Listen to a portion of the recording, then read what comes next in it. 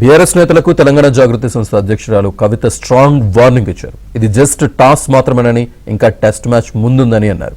ఇకపై సైలెంట్ గా ఉండేది లేదని, తన జోలికొస్తే బీఆర్ఎస్ నేతల అవినీతి చిట్టా విప్పుతానని హెచ్చరించారు. నాకు ఎవరితో అండర్స్టాండింగ్ లేదు, ఎవరితో వ్యాపారం లేదు. నా భర్త ఎప్పుడైతే టీఆర్ఎస్ అధికారంలోకి వచ్చిందో నేను నా భర్త ఒకటే విషయం అనుకున్నాం. అమెరికా నుండి 2004లో మేము వస్తే నేను ఉద్యమంలో ఉన్నా, ఆయన వ్యాపారంలో ఉన్నాడు. ఇల్లు గడవాలి కదా, మీ లెక్క మంది మీద వాడు దోసుకోలే. నేను ఎప్పుడు మీ లెక్క నేను ఎవరి వాడి వసూలు వేసుకొని ఉద్యమాలు నడపలేదు. సమయం సందర్భం వచ్చినప్పుడు నా నగలు కుదబెట్టి బతుకమ్మ చేసిన నేను. అందుకే ఇంత పౌరుషం నాకు. ఉద్యమంలో మీరు ఎవరెవరి దగ్గర దోసుకున్నారు, ఏ స్టూడియోల దగ్గర పోయి ధర్నాలు చేసి వాళ్ళతో కాంప్రమైజ్ అయింది, ఇవన్నీ తెలుసు సంగతులు. చెప్పలేదు, ఎందుకంటే సిగ్గుతో తెలంగాణ వాళ్ళదని నవ్వేటోళ్ళ ముందట జారిపడద్దు అన్నారు కాబట్టి చెప్పలేదు. మీరు ఊరికూరికే తమాషాలు చేసి నాతో పెట్టుకుంటే మాత్రం మామూలు చిట్టా లేదు నా దగ్గర. నేను ఇంకా మీ చిట్టా విప్పడం ప్రారంభించలేదు, ఓన్లీ టాస్ వేసిన అంతే. ఆ టాస్కే ఇంత భయపడితే ఎట్లా మీరు? ముంగటి ఇంకా టెస్ట్ మ్యాచ్ ఉంది, మామూలుగా అనుకుంటారా ఇది కథ? జస్ట్ టాసే. ఇప్పటికే గెలిచినాం ఆల్రెడీ మేము జాగృతుల్లో. ఎందుకు భయపడుతున్నారు మీరు ఇంతగానో? ఏమన్నాడు నా భర్త? మీరు అధికారంలో ఉన్న 10 ఏళ్లలో ఎన్నడన్నా వచ్చి మిమ్మల్ని ఒక పని అడిగినామా? మేము ఎక్కడన్నా ఎప్పుడన్నా ఒక ఫేవర్ అడిగినామా మిమ్మల్ని? ఒక్క విషయంలో అన్నా అవుట్ ఆఫ్ ద వే పోయి ఏ ఒక్క మంత్రితోని కానీ, కేసీఆర్ గారితో కానీ, కేటీఆర్ గారితో కానీ, హరీష్ రావు గారితో కానీ, నా భర్త కానీ, నేను కానీ ఏమన్నా ఫేవర్ తీసుకుని ఉంటే చెప్పండి, దమ్ముంటే చెప్పండి. మీకు ఊరుకుంటుంటే తమాషాలు చేస్తున్నారు. మీరు వెకిలి ప్రయత్నాలు మానుకోండి. నేను మీ మీద చేసినటువంటి ఆరోపణలకు మీకు దమ్ముంటే, సిగ్గుంటే, ప్రజాస్వామ్యంలో ప్రజల మధ్యలో ఉండాలనుకుంటే జవాబు చెప్పండి. అంతేగాని నా మీద మొరిగేటటువంటి వాళ్ళందరినీ వదిలిపెట్టి ఏది పడుతుంది మాట్లాడితే నేను చూస్తూ ఊరుకుంటాను అనుకోవద్దు. వాళ్ళు ఎవరైతే ప్రైవేట్ వ్యక్తులకు ఇచ్చిరో మళ్ళీ అదే కంపెనీలతో వీళ్ళు అండర్స్టాండింగ్ పెట్టుకుంటారు, వాళ్ళతో మాట్లాడతారు.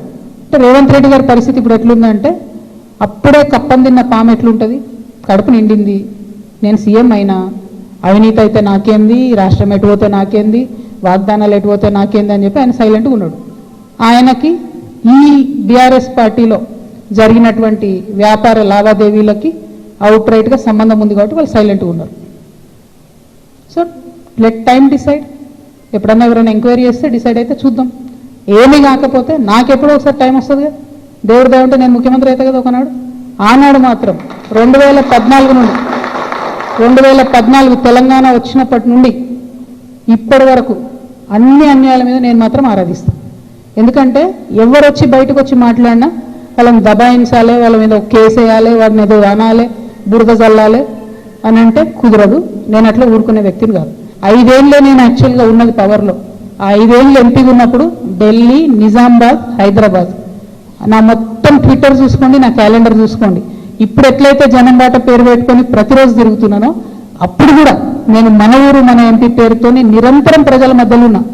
పైరవులు చేసుకోలే నేను ఎప్పుడు. నేను చాలా గర్వంగా ఫీల్ అయినా. నేను తెలంగాణ నుండి మొదటి ఎంపీగా పార్లమెంట్కి పోయినా. కొట్లాడుతుంటే మీ పిచ్చిలేసినట్టు గంటలు గంటలు ఒడుతుంటే మీ పార్లమెంట్లో ఎంత ఫైట్ చేసినాం స్టేట్ కోసం. మీరేమో మేము ఆడ ఢిల్లీలో కొట్లాడుతుంటే ఇక్కడ ఏసీ ఆఫీస్లో ఉండి పందికొక్కుల్లాగా కేసీఆర్ గారు నీడను ఏరి ప్రజల సొమ్ము తిన్నది కాకుండా ఉల్టా నా మీద వెకిలి ప్రయత్నాలు వేస్తే మాత్రం ఒక్కొక్కరిది కాళ్ళు ఇరగొడతా చెప్తున్నాను నేను. నాకు ఇట్లాంటి భాష మాట్లాడడం ఇష్టం ఉండదు. ఇవాళ మాట్లాడక తప్పని పరిస్థితి అవుతున్నది.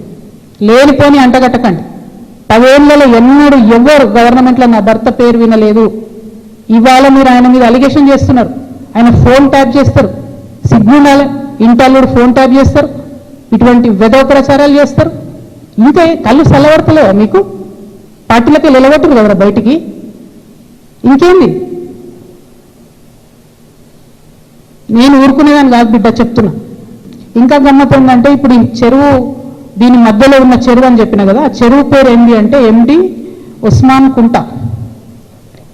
ఎండి ఉస్మాన్ కుంట. ఇక బీఆర్ఎస్ ప్రభుత్వంలో కేటీఆర్ గారి హయాంలో అద్భుతంగా ఏం జరిగిందంటే, బోల్డని చెరువులను ప్రైవేట్ బిల్డర్స్కి డెవలప్మెంట్కి బ్యూటిఫికేషన్ కానీ ఇచ్చారు. ఇలా కొన్ని జన్యులు ఉన్నాయి, మంచిగా వాళ్ళు పాపం బ్యూటిఫికేషన్ చేసారు సిఎస్ఆర్ కింద. చాలా మటుకు ఎట్లున్నాయంటే ఇప్పుడు ఈ ఎవరైతే ప్రణీత్ బిల్డర్స్ ఉన్నారో, ఆ ఫోటో పట్టుకో, ఆ మొత్తం 71 ఎకరాలు కట్టినటువంటి ప్రణీత్ బిల్డర్కే ఈ ఉస్మాన్ కుంట చెరువు డెవలప్మెంట్కి ఇచ్చారు. ఇస్తే ఆయన ఏం చేసిండు, దాన్ని డెవలప్ చేసి ఊరోళ్ళకి ఇవ్వకుండా డెవలప్ చేసి అలా 4 ఎకరాలు మింగి ఆ 4 ఎకరాలలో 8 విల్లాలు కట్టి చుట్టూ కాంపౌండ్ వాళ్ళు పెట్టి జనంకి అవకాశం లేకుండా చేసారు.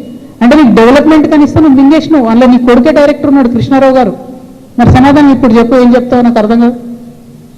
ఏదో నిన్నటి నుంచి తమాషా చేస్తున్నట్టు జాగృతులు దాడి చేస్తారు గీడి చేస్తారని.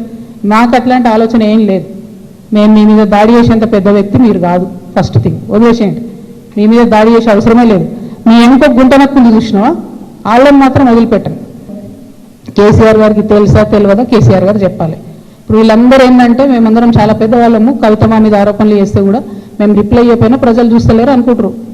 విఘ్నత అని హరీష్ రావు గారు అట్లే అంటారు. కేటీఆర్ గారు ఆయన ఎప్పుడు చెప్తాడో నాకు తెలియదు, నాకు సంబంధం లేదు. నేను కంపెనీ పేర్లతో సహా చెప్తా. ఎవరెవరి కంపెనీలకు లీజ్ ల్యాండ్స్కి అవుట్ రైట్గా చేంజ్ ఆఫ్ ల్యాండ్ యూజ్ చేసి కన్వర్షన్ చేసి ఎవరికి ఇచ్చినో నేను చెప్తాను. సంతకాలు ఎవరు పెట్టిరా లేదా వాళ్ళు చెప్పాలి ప్రజలకు. చెప్తే షూర్ సంతోషం. ట్రాన్స్పరెన్సీ కదా ప్రజలు కోరుకునేది. మనది ఎట్లాంటి భూమి, చాకలవలమ్మ లాంటి మామూలు మహిళ నాలాగానే ఏం లేదు, ఎవరు సపోర్ట్ లేరు. నిలబడి గుర్తుపై పట్టుకొని కొట్లాడింది. నేను అంతే, ఆ స్పిరిట్ ఉంది, అదే వేస్తా. ఎవరేమనుకుంటారు ఏమనుకుంటారు నైసిటీస్ లేవు. ఎందుకంటే లైన్ వాళ్ళు దాటిరు, నేను దాటలేదు. ఏది పడితే అది మాట్లాడుతూ ఊరుకుంటా. ఏమన్నాడే నా భర్త, మీరు ఎప్పుడన్నా విన్నారా? అధికారం ఉన్న 10 ఏళ్ళు మీరంతా కూడా రిపోర్టర్లే కదా, ఎప్పుడన్నా విన్నారా? ఆయన పేరు విన్నారా? ఏదైనా పైరవులు విన్నారా? ఏం లేకుండా అది అన్యాయం కదా, టూ మచ్. ఊరుకోం ఇంకా మస్తు అయిపోయింది.